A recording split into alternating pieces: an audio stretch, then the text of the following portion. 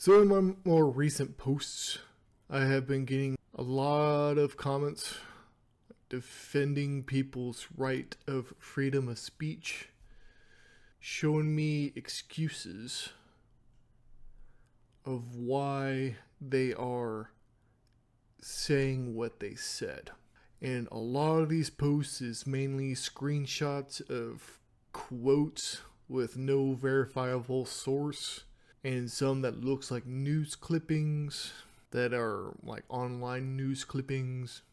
But somebody did give me a clip saying what he said in defense of this freedom of speech that they have been saying. So we're going to go ahead and play this clip. And not just the clip, we're going to be playing the original source, because that's what we do. We watch the full thing, not just a clip. We do the full truth, not half truths. So this here is the one that they sent me. Okay? It is only the 47 or 48 second clip. It could be definitely taken out of context. So we're going to go ahead and watch the full quote on gun deaths. So right here, I think. How's it going, Charlie? I'm Austin. I just had a question relating to Second Amendment rights. We saw the shooting that happened recently, and a lot of people are upset. But I'm seeing people argue for the other side that they want to take our Second Amendment rights away. How do we convince them that it's important to have the right to defend ourselves and all that good stuff? Yeah, it's a great question. Thank you. So I'm a big Second Amendment fan, but I think most politicians are cowards when it comes to defending why we have a Second Amendment. This is why I would not be a good politician, or maybe I would, I don't know, but because I actually speak my mind. The Second Amendment is not about hunting. I love hunting. The Second Amendment is not even about personal defense. That is important. The Second Amendment is there, God forbid, so that you can defend yourself against a tyrannical government.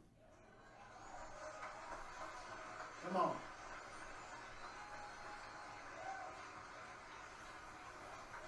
And if that talk scares you, wow, that's radical, Charlie. I don't know about that.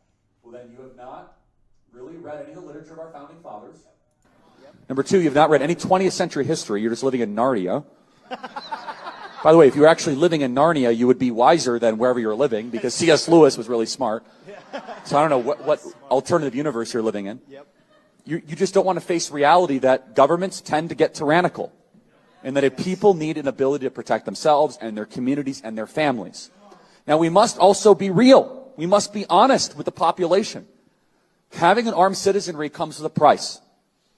And that is part of liberty. Driving comes with a price. 50,000 people die on the road every year. That's a price. You get rid of driving, you'd have 50,000 less auto fatalities. But we have decided that the benefit of driving, speed, accessibility, mobility, having products, services, is worth the cost of 50,000 people dying on the road. Wow. So we need to be very clear that you're not going to get gun deaths to zero. It will not happen. Right. You can significantly reduce them through having more fathers in the home, yes, by having more armed guards in front of schools.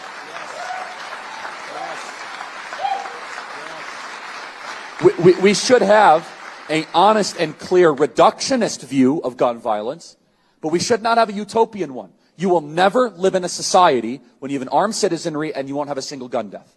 That is nonsense. It's drivel. Wow. But I think it's worth it. I think it's worth to have a cost of, unfortunately, some gun deaths every single year, so that we can have the Second Amendment to protect our other God-given rights. That is a prudent deal. It is rational. Nobody talks like this. They live in a complete alternate universe. Sure. So then how do you reduce? Very simple. People say, oh, Charlie, how do you stop school shootings? I don't know. How did we stop shootings at baseball games? Because we have armed guards outside of baseball games. That's why. How did we stop all the shootings at airports? We have armed guards outside of airports. How do we stop all the shootings at banks? We have armed guards outside of banks. How do we stop all the shootings at gun shows? Notice there's not a lot of mass shootings at gun shows. There's all these guns. Because everyone's armed. If our money and our sporting events and our airplanes have armed guards, why don't our children? Okay. Wow. So, that is the complete full video, the full answer of Charlie Kirk. Let's watch the clip that was sent to me. And we can see what's the difference between the half-truth and the full truth. So we need to be very clear that you're not going to get gun deaths to zero. It will not happen. You can significantly reduce them through having more fathers in the home, by having more armed guards in front of schools.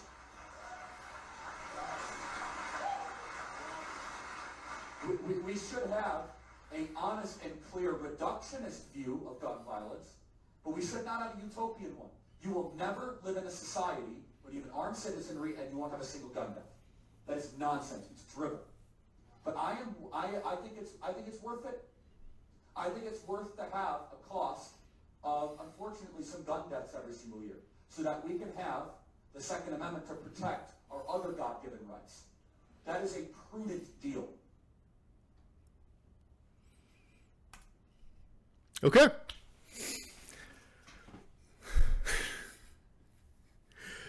So, in that very short clip, I can understand how people could be very upset about that.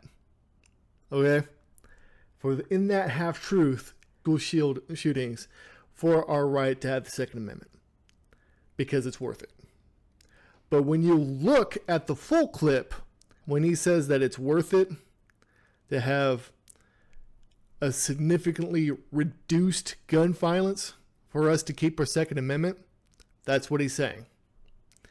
It is worth it if it's just a small amount than losing the Second Amendment right, and that will increase the amount of gun violence.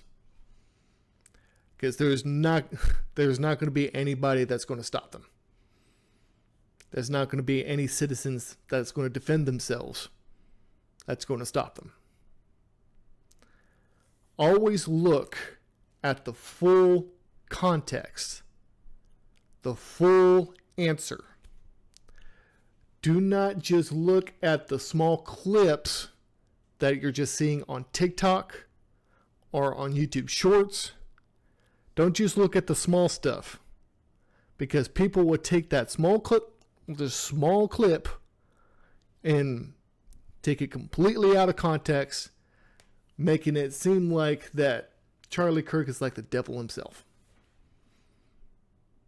People are using this as an excuse to defend themselves for celebrating Charlie Kirk's death. When the full answer, there wasn't anything wrong with that answer. It's the same thing with Bible scripture. People are taking just small bits, just like a single verse, and using that completely out of context to the entire paragraph or to the book itself. It's something that happens, it becomes the norm. People aren't looking at the full picture, the full answer, the full context. And then you get these radical ideas that, hey, these people need to be stopped. We need to be stopped at any means necessary. Stop having tunnel vision, guys. Look at the full picture, not just in part.